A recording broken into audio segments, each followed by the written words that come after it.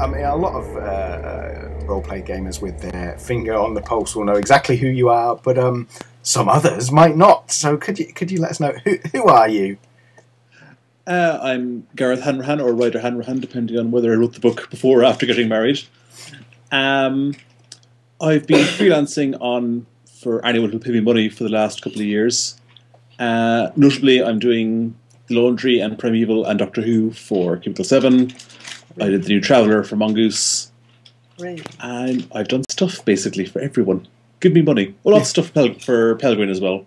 So I mean, you're well known for being incredibly prolific. So hopefully, most people watching this will be aware of your work. And if not, they should go and acquaint themselves with it immediately. So, Tales from Wilderland. Well, Tales from Wilderland, it's 7 adventures.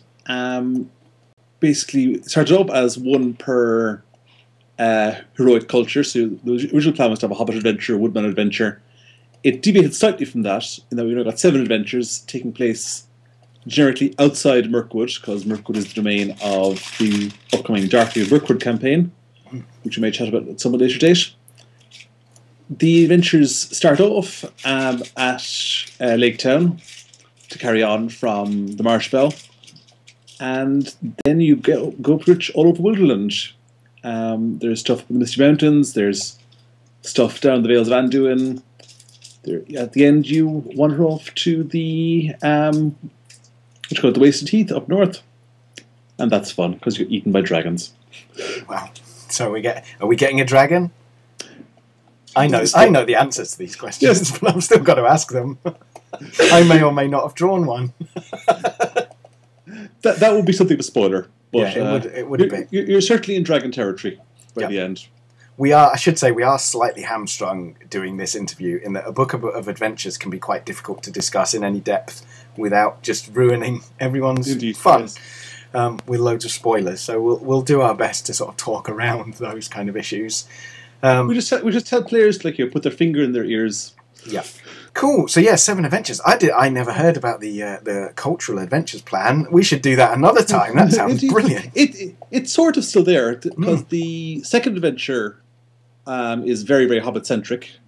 That's right. Basically, the kickoff for that is a pair of hobbits have opened an inn in Wilderland, because I was there going. Every other culture has their place east of the Misty Mountains. And the hobbits are just in the Shire somewhere. So it's trying to sort of come up with a hobbit settlement that players could be involved in without having to, trek all the way home each time.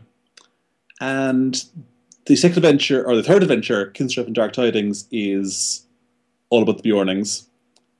And the fourth adventure, Those Who Tarry No Longer, even though it takes place inside Mirkwood, it's heavily involved with the Elves. And if you sort of squint, the 6th and 7th adventures are Dale and the Dwarves, respectively. But the Woodmen really don't get a look in this one. They're all over Darkly of Mirkwood. Yeah, I must confess, I kind of find it hard to keep it straight in my head what's in what book. Now, once we did started the parallel development of Darkly of Mirkwood and Tales from Wilderland, it's like, oh my! And Lake Town. Yeah, and Lake Town. Yeah, of course. Yeah, it's all happening.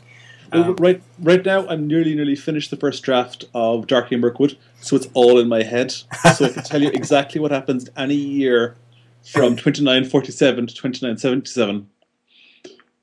Of official supplements and so on is that I think for LMs, I should say, out there, it can be quite hard to take those decisions, kind of what. About things which I hadn't mentioned because it's in my head, about these sort of gaps in Tolkien's narrative of what was going on in these places during certain times that he doesn't talk about, and I think that can be quite daunting for people, can't it? Well, it's quite daunting when writing them as well. I was going to ask about that. Is it an easy job writing? I imagine a heck of a lot of gamers out there really would love your job.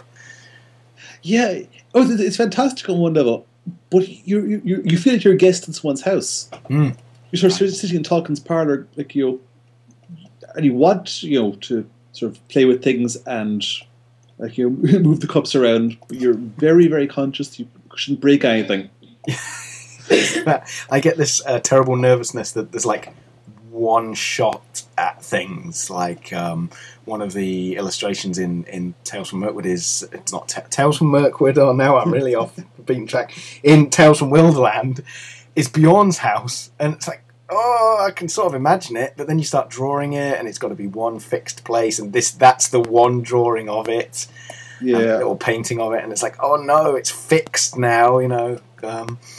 Luckily, Bjorn's house isn't too, you know, and Tolkien did his own drawings of it, so that's, which obviously we looked at. Yeah, indeed.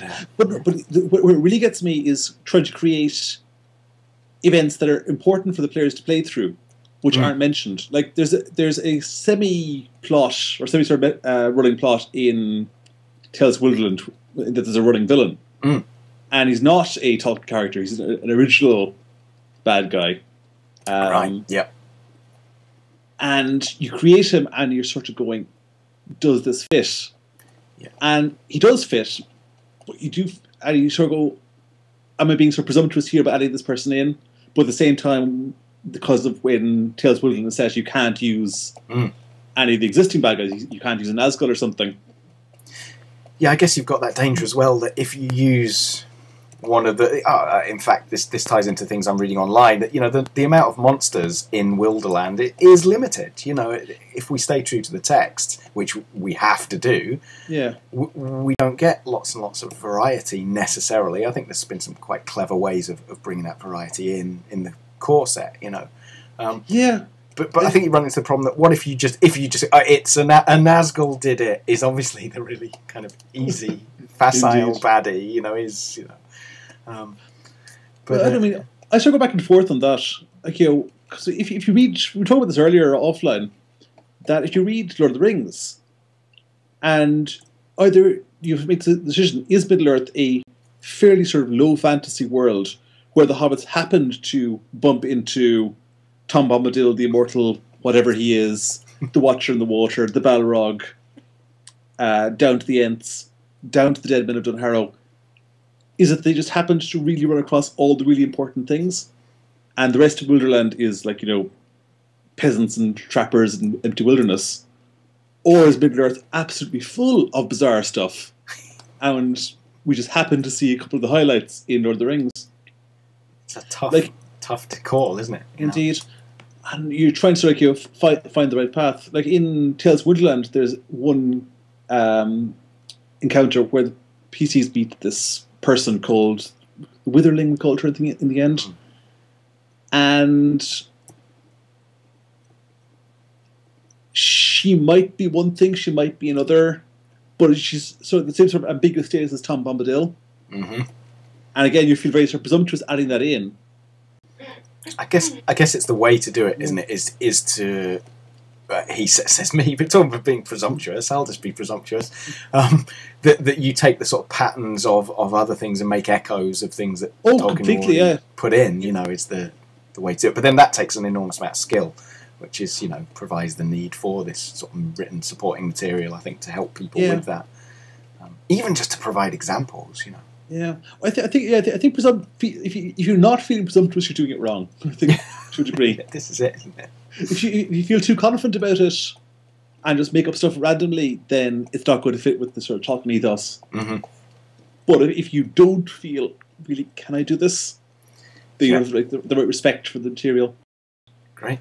It's just really good stuff, isn't it? I'm a terrible fanboy about it all as well. But I mean, I'm a complete Tolkien fanboy. But the very first roleplay I've ever played was a demo of... It must have been Merc, but I was like 11 at the time. Yeah. And I had no idea what role-playing was. I wandered to the city library where there was a special sort of like, you know, Tolkien Day on. And there were like 50 people around a table with miniatures. I went, what's that? Yeah. And I was sort of standing at the back, and the GM went, we need a villain, come over here. And he hands me a character, and it's this elf. And the first line was, you have passed through Moria. And they're going, this is awesome.